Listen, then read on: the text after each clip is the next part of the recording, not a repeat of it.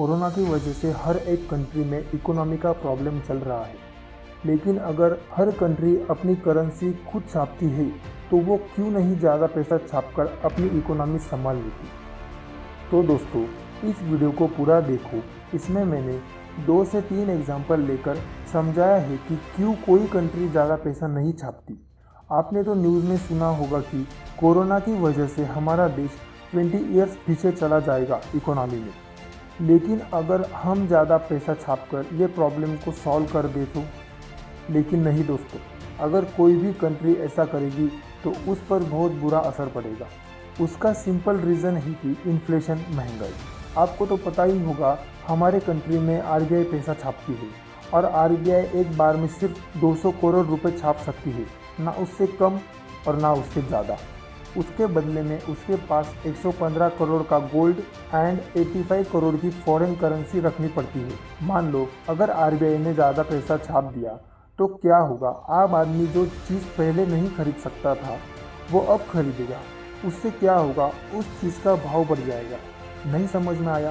रुको, मैं एग्जाम्पल से समझाता हूँ। सपोज एक देश में 3 आदमी रहते, ए बी सी। ए की पेमेंट है 20,000, बी की पेमेंट है 10,000 और सी की पेमेंट है 5,000। और वो एक बेड खरीदते हैं जो कि 5,000 रुपये इसकी कीमत है। तो ए आदमी 4 बेड खरीदेगा, बी आदमी 2 बेड खरीदेगा और सी आदमी 1 बेड खरीदेगा। मान लो अगर इनकी पेमेंट डबल कर दी तो दुकानदार ने कहा कि इनकी पेमेंट बढ़ गई, लेकिन मुझे तो उतने ही पैसे मिलने वाले हैं, तो मैं भी अपने भाव क्यों ना बढ़ा लूँ। उसने उस बेड की कीमत कर दी 10,000 रुपये। तो फिर ए आदमी 4 बेड खरीदेगा, बी आदमी 2 और सी आदमी 1। और फिर क्या हुआ दोस्तों?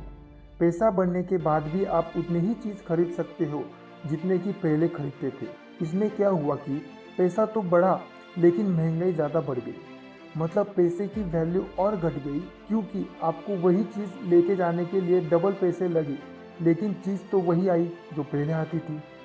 इसे कहते हैं इन्फ्लेशन, महंगाई। इसी कारण से सरकार पैसा ज़्यादा नहीं छाप सकती, क्योंकि महंगाई बहुत ज़्यादा बढ़ जाएगी। एग्जाम्पल के तौर पे मैं आपको बताऊंगा जिम्बाब्वे के बारे में। फरवरी 2007 में उन्होंने गरीबी मिटाने के लिए ऐसे ही अनगिनत पैसे छाप दिए। तो क्या हुआ? उस समय उनको ब्रेड का पैकेट लेने के लिए भी हज़ारों रुपीस लेके जाने पड़ते थे, क्योंकि पैसे की वैल्यू ऑलमोस्ट जीरो हुई और महंगाई हद से ज़्यादा बढ़ गई। और अभी 2016 में, मतलब 4 साल पहले का एग्जाम्पल लो तो वो है वेनेजुएला का। एक ऐसा देश जहां पर दुनिया में सबसे ज़्यादा तेल का उत्पादन किया जाता है। इसी कारण देश के राष्ट्रपति सिर्फ तेल का उत्पादन पर ही देश को चलाने में लगे पड़े थे।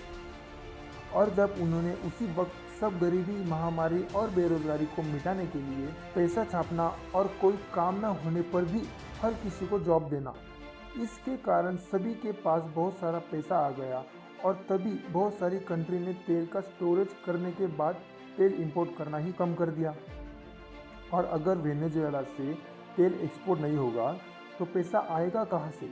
इस वजह से वहाँ पर इन्फ्लेशन रेट 800%, जो कि संभालने के कोसों दूर है, इतना बढ़ गया।